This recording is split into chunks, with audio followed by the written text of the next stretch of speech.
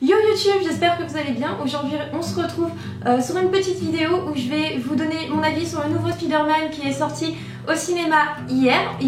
Donc soir on y est allé avec Tada. Lui il vous a fait une petite vidéo sur son avis en tant que fan de Marvel. Moi je suis pas vraiment fan de Marvel, donc justement je vais vous faire une petite critique assez à part.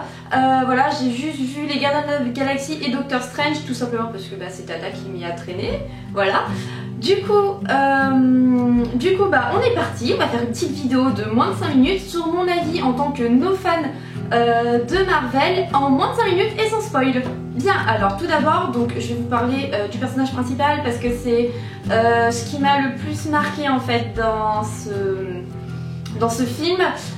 Étrangement, voilà, je m'attendais, c'est comme Spider-Man, moi je dois juste avoir vu le premier et encore j'avais 8 ans, mais je me rappelle, voilà, il avait quand même un peu de charisme.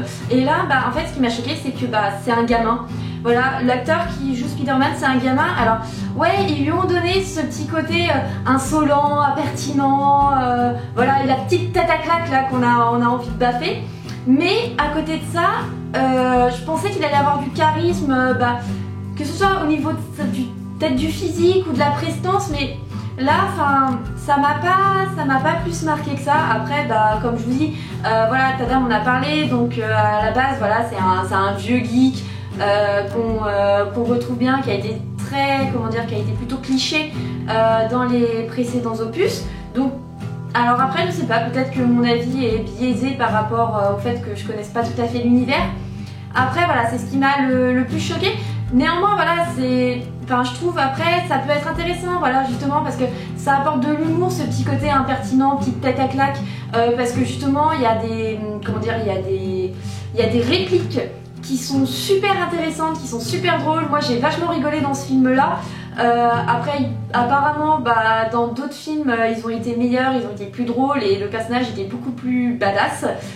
Moi j'ai juste, voilà, moi en tout cas j'ai passé un bon moment, j'ai bien rigolé, c'était sympa.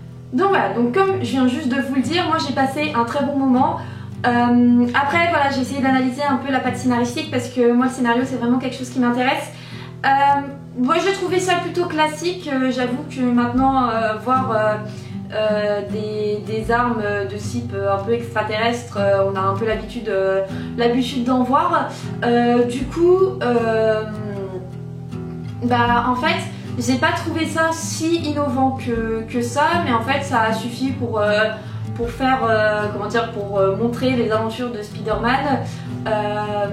Après, au niveau des méchants, pareil, je trouve pas que c'est le méchant en fait que t'as envie d'aimer. C'est vraiment, c'est un méchant parce qu'ils font un méchant. Je trouve qu'on n'a pas été vraiment transporté en fait. On n'a pas vraiment adoré. Alors je vais faire une comparaison avec un personnage de jeu vidéo, mais voilà, j'ai récemment joué à Borderlands et le Bojack, voilà, c'est le méchant du Borderlands 2 et c'est vraiment le méchant qu'on surkiffe quoi, qu'on adore. Voilà, il est taclant, il est vraiment, c'est vraiment un méchant qu'on aime. Et là, c'est vrai que en fait, c'est toujours cool que ce soit voilà dans un film, dans un jeu vidéo ou même voilà dans une série, dans un manga, dans un bouquin, quand on a un méchant, voilà que franchement c'est le méchant de base, on n'est pas censé l'aimer, mais on l'aime quand même parce que il a une personnalité, il a du charisme et voilà, ça peut vraiment être une personne être un personnage qu'on adore. Et là, vraiment dans ce Spider-Man là, j'ai pas trouvé le méchant plus énervant que ça. Voilà, moi il m'a pas transporté. Sinon, un autre petit point positif, j'ai regardé un petit peu tout ce qui était plan du film, comment ça avait été filmé ou quoi. J'ai été assez étonnée par certains plans qui étaient vraiment magnifiques. Il y avait des perspectives, des lumières, des couleurs qui étaient absolument magiques. C'est très coloré, c'est très coloré sur les phases de jour, vous avez des phases jour, nuit et encore sur les phases de nuit, j'ai quand même trouvé ça beau, mais sur les phases de jour et surtout sur les phases de coucher de soleil, je trouve que c'était vraiment super beau. Il y a un petit effet avec les flares qui à l'époque aurait pu être rédhibitoire dans un film, mais maintenant c'est très à la mode et moi je trouve ça super joli. Donc franchement j'ai été plutôt agréablement surprise sur la qualité de tournage du film. Néanmoins voilà, mis à part après sur tout ce qui est le côté film, du film, de la réalisation en lui-même, je vais vous parler aussi de la musique. Moi la musique m'a pas transportée malheureusement. En fait c'est vraiment quelque chose qui m'a pas marqué.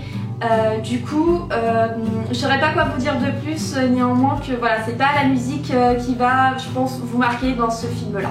Voilà, et pour conclure, donc je vais finir par vous dire, et ben écoutez, abonnez-vous, laissez un petit pouce bleu, laissez un commentaire. On aime beaucoup voilà, pouvoir lire vos commentaires, lire vos avis. Ça nous aide toujours à s'instruire, à construire nos argumentations, etc. Et puis allez voir Spider-Man si vous avez envie d'aller le voir.